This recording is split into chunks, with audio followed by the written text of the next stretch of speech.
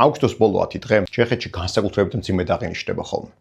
ეს უკავშირდება 1968 წლის მოვლენებს, როდესაც საბჭოთა ტანკებმა ქვეყნის სუვერენიტეტის და ქვეყნის ტერიტორიების სრული ოკუპაცია განახორციელეს. მაგრამ არ არის ეს მხოლოდ აი ამ მიმართულებით განსახილველი საკითხი და ეს უნდა გავიმხილოთ ჩვენ როგორც საგარეო, ისე საშინაო პოლიტიკების ასახსნელად ავტოკრატიულ და ტოტალიტარულ რეჟიმებში. მოდი გავიაროთ და ვნახოთ რა უძღოდა ამ ყველაფერს წინ და რა შედეგები ჰქონდა მას გრძელვადიანად, როგორც ჩეხეთისათვის, ისე დანარჩენი ევროპისათვის. 1948 წელს, როდესაც ჩეხოსლოვაკიაში ჯერ კიდევ არ იყო მოსული კომუნისტური რეჟიმი, პროცესები ძალიან სწრაფად განვითარდა. დემოკრატულად არჩეულმა რამდენიმე ლიდერმა დატოვა თანამდებობა იმის იმედად, რომ ეს ქვეყანაში პოლიტიკური კრიზისს გამოიწვევდა, ახალ არჩევნებს დანიშნავდა და სიტუაცია წავიდოდა დემოკრატიის სასარგებლოდ. მაგრამ შეცდნენ. რუდოლფ სლანსკი, ერთ-ერთი მთავარი პროკომუნისტური პროსაბჭოელი ლიდერი საბოლოო ჯამში ახდენს სამთავრობო შენობების ბლოკადას და იღებს კიდევ ძალაუფლებას ხელში. მაგრამ ავტორიტარული და ტოტალიტარული რეჟიმებისათვის ერთ-ერთი მთავარი გაკვეთილი რაც არსებობს არის ის, რომ სამუდამო და მყარი არაფერი არ არის. რადგანაც აქ ლეგიტიმაცია დგას არა სამართლებრივ ან გულხურვალ ერწმენაზე შენს მხარდასაჭერად, არამედ რეალურად ეს ყველაფერი დგას ძალასა და შიშზე. რუდოლფ სლანსკი, ჩემი ერნახსენები ფიგურა, 1952 წელს საკუთარ ქვეყანაში კომუნისტურმა პარტიამ კომუნისტური იდეალების ღალატისათვის ჩამოახრჩო. ეს რა თქმა უნდა დაკავშირებული იყო უბრალოდ ამ პერმანენტულ წმენდასთან, რომელსაც საბჭოთა კავშირი როგორც თავის ტერიტორიაზე, ასევე სამეზობლოში მიმართავდა ხოლმე. მაგრამ საინტერესო მოვლენები სწორედ ამის შემდეგ ვითარდება. სლანსკის მიერ იყო ბრძანება გაცემული იმის შესახებ, რომ აეშენებინა და დაედგათ სტალინის ყველაზე დიდი ძეგლი. 15 მეტრიანი ძეგლი დადგეს პრაღაში. მაგრამ ძეგლს მალევე რაღაცთვის გაუჩნდა, ცინიკური დამოკიდებულება გაუჩნდა საზოგადოებას ძეგლისადმი. ამბობდნენ, რომ ეს ძეგლი წააგავდა სტალინს ხორცის რიგში დგომისას. ვიზუალურად თუ ვნახავთ ჩვენ, დავინახავთ რომ ეს აქ მართლაც რაღაც რიგს გამოხატავს თითქოს ეს ძეგლი, გამოხატავდა უფრო სწორი ფორმა და მოგვიანებით ეს ძეგლი 1962 წელს უბრალოდ ააფეთქეს. ასე იცვლება ხოლმე ზოგადად ერთგულება. მით უმეტეს, როგორც კი ხრუშოვი მოდის ძალაუფლებაში, ძალიან მარეცვლის პოლიტიკას და ამ პოლიტიკის ცვლილებასთან ერთად, რა თქმა უნდა, დესტალინიზაციაც დაიწყო. მაგრამ დღეს ჩვენი თემა არ არის სტალინი. სტალინი ძალიან მაგარი, ძალიან საინტერესო თემაა, ამოუწურავი თემაა. მაგრამ დღევანდელი მოვლენები დაკავშირებული არის ცოტა უფრო გვიანდელ პერიოდთან, როდესაც დაიჯერეს ჩეხებმა და სლოვაკებმა, რომ შესაძლებელი იყო დემოკრატიას ემუშავა. მოდი ახლა ჩვენ გავიხსენოთ კიდევ ერთი მთავარი მოქმედი პირი აი ამ თელს მოვლენაში, ალექსანდრე დუბჩეკი. დუბჩეკი საკმაოდ უცნაური ოჯახიდან არის. დუბჩეკის მამა იყო ფანატიკოსი მორწმუნე კომუნისტი. ადგა და თავისი ოჯახიანად 1925 წელს ყირგიზეთში გადავიდა კომუნიზმის ასაშენებლად. არ მოგიდგენიათ? სლოვაკეთში მან გაყიდა ყველაფერი და წავიდა ყირგიზეთში კომუნიზმის ასაშენებლად. ხუთშორის მან დიდი ხანი დავა იქ. დაახლოებით 13 წელიწადი იმუშავა ყირგიზეთში, შემდეგ რაღაც რუსეთშიც გადავიდა საცხოვრებლად და ბოლოს კვლავ დაბრუნდა ჩეხოსლოვაკიაში. და საინტერესო სხვა რაღაც არის. დუბჩეკი ყოველს მიაჩნდა თავის კაცად. საბჭოელები ფიქრობდნენ, რომ დუბჩეკზე ერთგული შეიძლება ძალიან ცოტა ვინმე ყოფილიყო. მაგრამ პრობლემა რა იყო, იცით, გახსოვთ, როცა ვახსენე სტალინი ხორცის რიგში. ანუ ეს რიგის საკითხი ძალიან საინტერესოა. ჩეხოსლოვაკია იყო ის იშვიათი საბჭოთა სახელმწიფოები, საბჭოთა რა, სოციალისტური სახელმწიფოები, რომლებიც აღმოჩნდნენ ეკონომიკურად ძალიან მძიმე მდგომარეობაში. ტერიტორიის მიწასთან გასწორება არ მომხდარა ომის პერიოდში. საუბარი მაქვს ჩეხეთსა და სლოვაკეთის ტერიტორიაზე. რომ ქარხნები ისე მუშაობდა, ინდუსტრიალიზაცია არსად არ გამქრალა, შენობები არ დაბომბილა, ისტორიული ძეგლები არ გამქრალა. ანუ ჩეხოსლოვაკია შედარებით, რა თქმა უნდა, უფრო უკეთ გამოვიდა ამ მდგომარეობიდან, ვიდრე შეიძლება გამოსულიყო ნებისმიერი სხვა ცენტრალური თუ აღმოსავლეთ ევროპული სახელმწიფო. მაგრამ მიუხედავად ამისა, ეკონომიკური სიდუხჭირა იყო უკიდურესად მძიმე. და აი ამ ფონზე დუბჩეკი ცდილობს ქვეყნის ეკონომიკურად გახსნას. ეკონომიკური გახსნა ნიშნავს იმას, რომ აი მიეცეს გარკვეულწილად წარმოების თავისუფლება და საშუალება ადამიანებს. სხვათა შორის ეს წარმატებით განხორციელდა. მაგრამ როგორც კი 60-იანი წლების შუა რიცხვებში ეს პერიოდი ეს ეკონომიკური გახსნა იმუშავა, უკვე მე გაჩნდა ახალი კითხვა.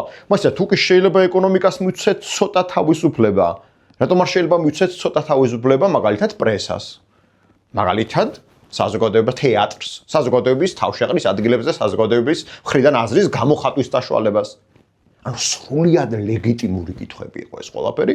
აი მილან კუნდერა იყო ერთ-ერთი ესეთი ფიგურა, რომელიც ამბობდა, რომ ის ემხრობოდა ცენზურის სრულიად მოხსნას. ასევე ლასლავ ჰაველი, დრამატურგი, მწერალი, მოგვიანებით ქვეყნის ლიდერი, ხო ვიცით უკვე დემოკრატიული, ესე ვთქვათ, ჩეხოსლოვაკიის და შემდგომ ჩეხეთის ლიდერი. საინტერესო არის ის ამბავი, რომ ამ ყველაფერმა იმუშავა. ანუ საზოგადოება ნელ-ნელა გაიხსნა, ნელ-ნელა გათავისუფლდა. სწორედ ეგ გახდა მთავარი პრობლემა. აი მინდა დავაკვირდეთ, როცა ვთქვით, რომ პოლიტიკის ასახსნელად ეს ძალიან საინტერესო შემთხვევაა, დავაკვირდეთ ამ საკითხს. და ვთქვათ ეგეთ რაღაც, რომ გახსნამ იმუშავა. ეკონომიკაც გამოცოცხლდა. საზოგადოებრივი თავშეყრის ადგილას უფრო თავისუფლად დაიწყო საუბარი. ქვეყანა გაიხსნა. და ეს იყო სახელის დაერქვა ამას. სოციალიზმი ადამიანური ფორმით. აი ეგ გახდა ვიმეორებ სწორედაც ჩეხეთში შეჭრის თავარი მიზეზი. რადგანაც უყურეთ რა მოხდა ამის შემდეგ. თელმა მეზობლებმა, მათ შორის საბჭოთა კავშირის შიგნით. ჩათვალეს, რომ თუ კი ეს მოდელი იმუშავებდა, ეს ყველაფერი გამოიწვევდა გადადებადობის ეფექტს. ანუ ადამიანები იტყოდნენ მაგალითად საბჭოთა კავშირში, საბჭოთა უნგრეთში, გერმანიის დემოკრატიულ რესპუბლიკაში, GDR-ში, პოლონეთში, სოციალისტურ პოლონეთში. იტყოდნენ, რომ კი, მაგრამ თუ კი ეს ყველაფერი მუშაობს, ჩვენც გვინდა მსგავსია. ჩვენც გვინდა გადმოვიღოთ ჩეხეთისაგან. ამიტომაც იყო, რომ სწორედ მოსაზღვრე სახელმწიფოებში განსაკუთრებით მგრძნებარედ იყო ხოლმე ანტიდუბჩეკისეული ხედვა. ну როგორც გინდათ რა, უფრო მეტად ჩეხური მოდელის წინააღმდეგ გამოსვლა, ჩეხოსლოვაკიური მოდელის წინააღმდეგ გამოსვლა. განსაკუთრებით მგრძნებარედ ხდებოდა ეს ყველაფერი.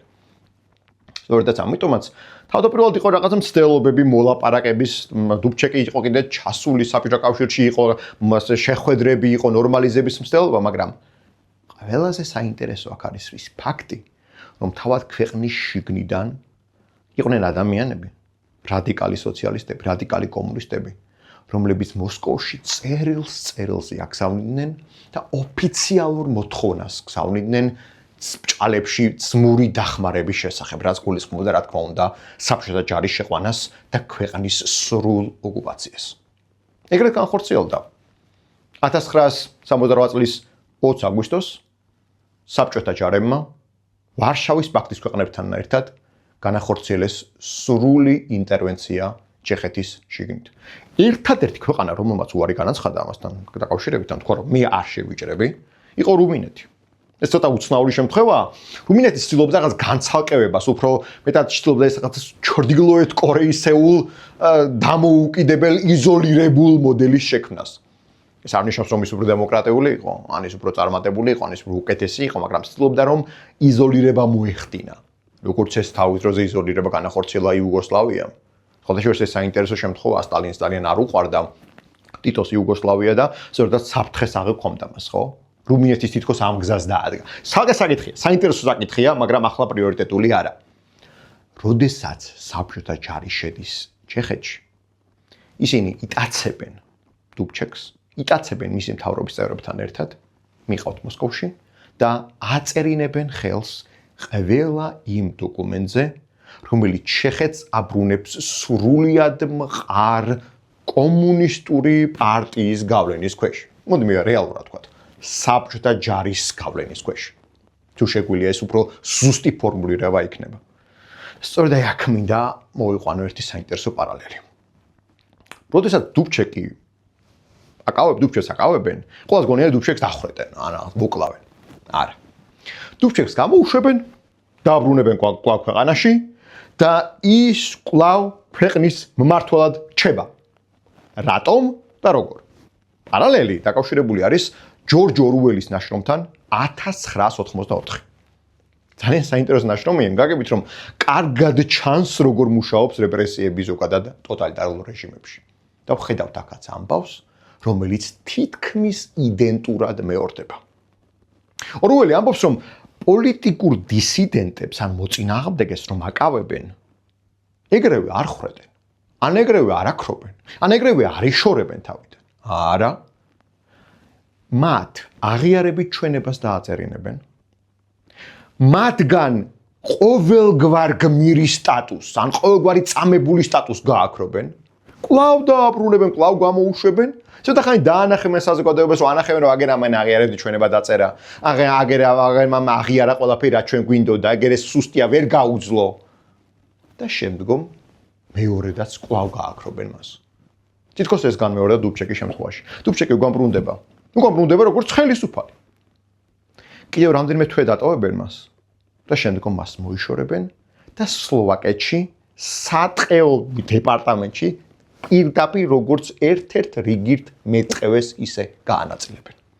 ძალიან კარგად ჩანს აი საბჭოთა ეს მიდგომა როგორი იყო ამასთან დაკავშირებით, როგორი ტოტალიტარული და როგორი ორუელისეული იყო ამასთან დაკავშირებით. აი ახლა ჩვენ უნდა გავანალიზოთ კიდევ ერთი შემთხვევა. როგორი იყო ჩეხების დამოკიდებულება საბჭოთა ჯარისადმი? რა თქმა უნდა, იყო ძალიან დიდი დემონსტრაციები, იყო სისხლისღვრა, იყო ბრძოლები, ქუჩაში შეტაკებები. 130-ზე მეტი ადამიანი დაიღუპა ამ ბრძოლაში. და ეს გახდა რაღაცა ჩეხური და სლოვაკური ნაციონალიზმის ერთგვარი გამოღვიძება, მოსალოდნელია. ნაციონალიზმი ძალიან მწვავე არის განსაკუთრებით მაშინ, როდესაც მტერი შემოდის შენს ტერიტორიაზე. ფილოსოფიის სტუდენტმა იან პალახმა იანვარში შეჭირდა სულ რამდენიმე თვეში. თავზე ბენზინი გადაისხა და თავი დაიწვა. მან საკუთარ თავს და უკვე მოგვიანებით მისმა ასე ვთქვათ მიმდევრებმა და მხარდამჭერებმა ჩირაღდანი ნომერი 1 უწოდეს. იდეა გახლავთ ის, რომ ის უნდა ყოფილიყო ერთგვარად სინათლე, ერთგვარად იდეა, ერთგვარად ნათელი, მაგრამ რა თქმა უნდა ეს იყო ასევე სიმბოლო იმის, რომ საზოგადოება არ შეგუებოდა საბჭოთა ოკუპაციას. მიუხედავად იმისა, რომ ტოტალიტარული რეჟიმი ძალიან ხისტი და მკაცრი იყო, გრძელვადიანად იან პალახისეულმა ქცევამ, საზოგადოების მსხვერპლმა, რომელმაც გაიღო საბჭოთა ოკუპაციის წინააღმდეგ ბრძოლაში, ხო? ამ ყველაფერმა იმუშავა და ჩეხეთში ნაციონალისტური მოძრაობა და დამოუკიდებლობისკენ სწრაფველი მოძრაობა პრაქტიკულად არასდროს არ გამქრალა. აქ ერთი საინტერესო ფაქტი. საბჭოთა ჯარის შესვლის პერიოდში მოსკოვში გაიმართა დემონსტრაცია. ამ შეჭრის წინააღმდეგ. რამდენი ადამიანი გამოვიდა ეს დემონსტრაციაზე? 7.